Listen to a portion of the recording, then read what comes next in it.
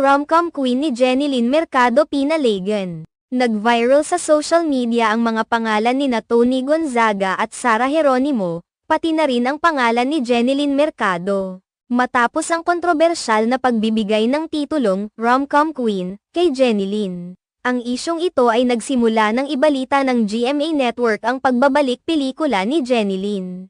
Kaya naman ang mga netizen ay nagbigay ng kani-kanyang reaksyon ukol sa titulong ipinagkaloob sa aktres. Sa isang post ng GMA Network noong ika-18 ng Enero, ibinalita nila ang pagbalik ni Jenilyn Mercado sa pelikula, kung saan tampok siya sa romantic comedy film na Everything About My Wife. Kasama niya sa pelikula ang kanyang asawa na si Dennis Trillo, na kamakailan lamang ay nanalo bilang Best Actor sa 50th Metro Manila Film Festival, MMFF, at si Sam Milby. Ang pelikulang ito ay inaasahang ipalalabas sa mga